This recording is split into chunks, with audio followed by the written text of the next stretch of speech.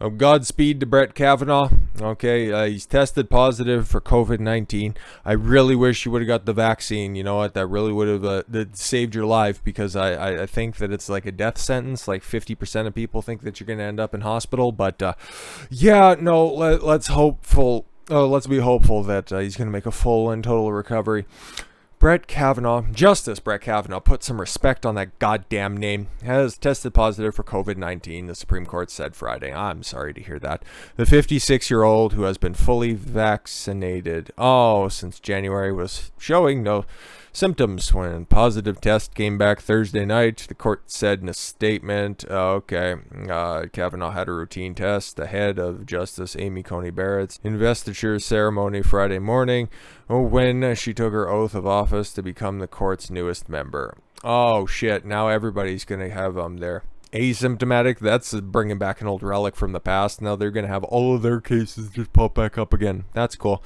You know what they should be taking? They should be taking this new Merck pill, okay, or Merck. I don't really care. Big pharma pill. Okay, it says antiviral pill for COVID-19 is effective. Cool. It's so effective they need to file for emergency authorization, so they can't be sued if any kind of defects come out, because that's what that fucking grants you. Isn't it sweet?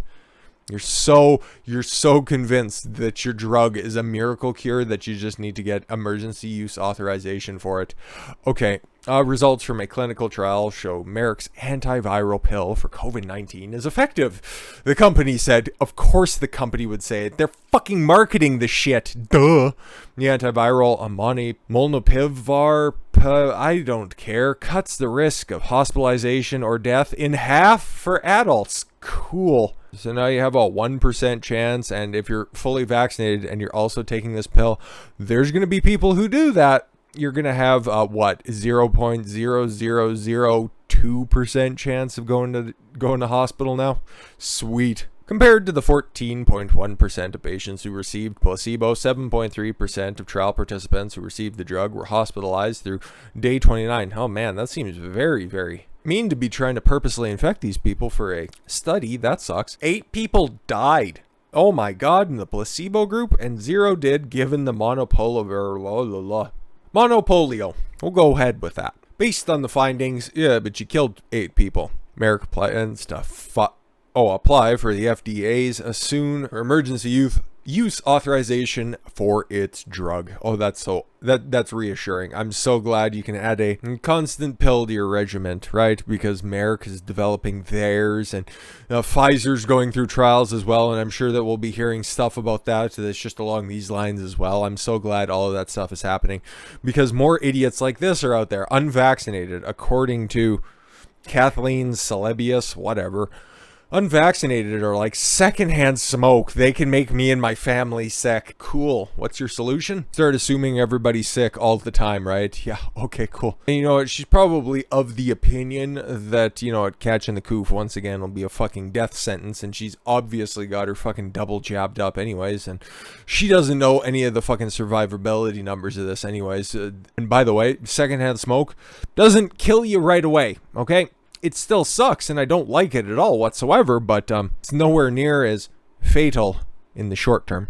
But I don't know, that's just my opinion. Former Obama Administrator, Health and Human Services Secretary Kathleen Celebius said Wednesday on MSNBC's All In that Americans who have not received a coronavirus vaccine are like secondhand smoke. Not even calling them people anymore.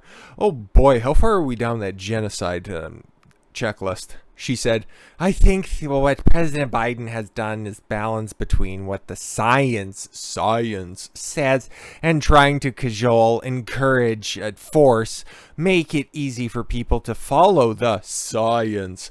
When that turns out to not be as effective, then he turned to a more hardened mandates, okay, which are going to get defeated in the courts, and there's not even a fucking time frame on this. But whatever, she worked for the Obama administration. They were allowed to get away with fucking murder, literally.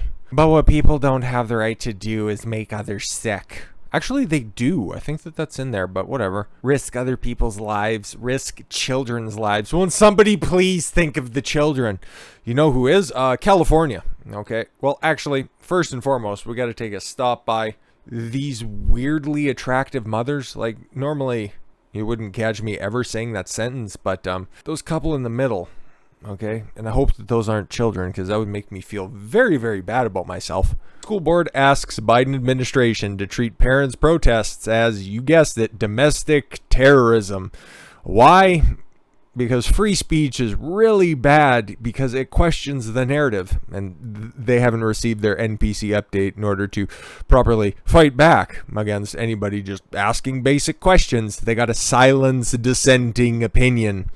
The National Organization of Public School Boards is calling on the Biden administration to protect its members from angry mobs. Very angry, such anger, who protest against COVID-19 restrictions placed on students, and the teaching of critical race theory characterized the protest as domestic terrorism. The National School Board Association, which represents more than 90,000 school board members in the United States. Oh boy, the union's appealing to the government? I wonder how this is going to work out. Wrote in a September 29th letter to President Joe Biden of the federal government that we can't defend our own ideas. Deal with the growing number of threats of violence and acts of intimidation occurring across the nation. Oh my God, it's so tragic. It's so delicate. Fuck off. If you think what you're doing is such a valiant job, that you have the moral high ground on this, why don't you just engage them in conversation? Oh, because you can't. Oh, I understand. You need to maintain 6 feet of distance. The letter moves on to cite incidences of threats or actual acts of violence, literal violence, okay? There's literal violence out there in the streets against school leaders, okay? Alleging that parents who sought to express their opposition to mask and COVID-19 vaccination policies have been inciting chaos. Oh my God, enough with the fucking escalating rhetoric, you tards. During school board meetings. Oh, getting heated in school board meetings. Was there like actually any punches thrown? Was there any property destroyed? Was there anything, tangible like that? Or was it all, they said mean things about our policies and our ideas, and that makes me sad. It also denies critical race theory is being taught in classrooms. Okay, another factual statement. And describes parents' attempts to hold school board members accountable by posting watch lists online as spreading misinformation. Again, you guys don't have the fortitude, and you're all just cowards. Just what's the difference? What's the difference between misinformation and lying? Okay, you'll keep saying misinformation, disinformation, but what you really are trying to say is lying, okay? But then, if you accuse somebody of lying, you have to back it up. If you accuse them of being misinformation peddlers, well, there's no need to define your terms because, oh, you're wrong. Why am I wrong? Just because you're wrong. Oh, okay, cool. As these threats and acts of violence have become more prevalent, really, because you guys keep doubling down on your stupid policies. Remember, taxpayers fund your positions, so maybe you should be listening to them. No, oh, okay, you guys know better. Government is God. I get it. An SBA respectfully asks that the joint collaboration among the federal law enforcement agencies, state and local law enforcement, and with public school officials to be undertaken to focus on these threats. If you needed another reason to burn down the public school system, I think that this right here, trying to categorize the parents of the students as domestic terrorists, okay? And if you're in California, just yank those kids out of public school, okay? 12 years and older in order to show up in class, okay? And remember, all of this stuff always just stays in class and it doesn't transition to anybody who just wants to have their classes online. No, don't worry. It'll eventually get there if it isn't going to be there already. California to require COVID-19 vaccine for students to attend schools. Yep, 5th grade and older. I'm sorry, that's 7th grade. California students will be required to receive the COVID-19 vaccine to attend school once the vaccines have received full approval by the Federal Drug and Food Administration. Governor Dipshit announced on October 1st. The government has fully approved the COVID-19 vaccine for individuals ages 16 and older, meaning all upper-class high school students will need to be fully vaccinated to attend both public and private schools. Fuck Only an emergency authorization has been granted for anyone 12 to 15 where the FDA approves, or when the FDA approves the vaccine for that group, because of course they will.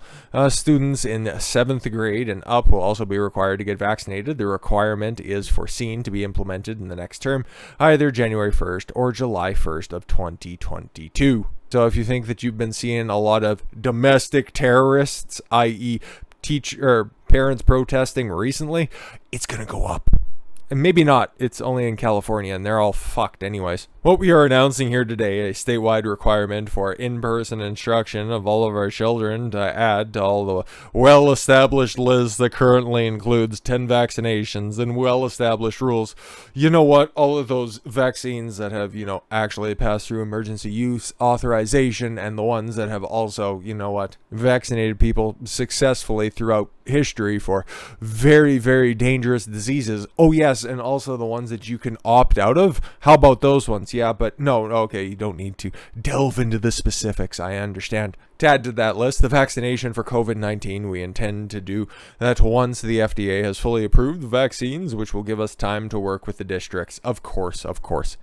The governor announced the vaccine mandate for the San Francisco Unified School District alongside Senator Scott Warner, a Democrat in California. No. And two of them in the same place at the same time? I can't believe it. The governor further announced staff working in K-12 schools will also be required to be vaccinated. Of course, that's old news at this point. And eventually everyone, once the FDA approval is granted for students in K through 6. Yo, that's what 70-some-odd% of people wanted, right? They wanted these insane policies. And don't worry, it's just in California right now. But you see school boards pushing this shit all across the fucking nation, okay? And eventually it's going to be coming to the rest of the Western world that allows this shit to fucking foster in the public institutions, okay? They're coming after your kids. And then if it happens to be that your spouse might be unvaccinated, oh, guess what? This is the way that they start to come after your significant other. Ochsner Health in Louisiana is now mandating vaccines for spouses of employees. If your spouse is on your insurance and does not get the jab, they will be imposing a $100 pay-per-period fee, which, what started as a $100 incentive to get the jab has now turned into a recurring tax. We always knew it would. That's why you don't fall for the banana in the tailpipe. That's a picture of it there. Ochsner, I don't really care. This is at least one of the first documented occurrences of this. So straight from the horse's ass, $100 if you just don't get the jab. And don't worry, it'll only go up from there. God damn, I'm so tired of talking about this shit because it gets so fucking depressing. But we all knew this was coming. We all seen it coming. And unfortunately, it's manifesting itself quicker than expected. Or perhaps it's right on time. It is October after all. Well, let's get off the coof topics. Maybe. I'm not too sure exactly what's in the pipeline for the rest of the day, but hopefully it's a little bit more pleasant than this.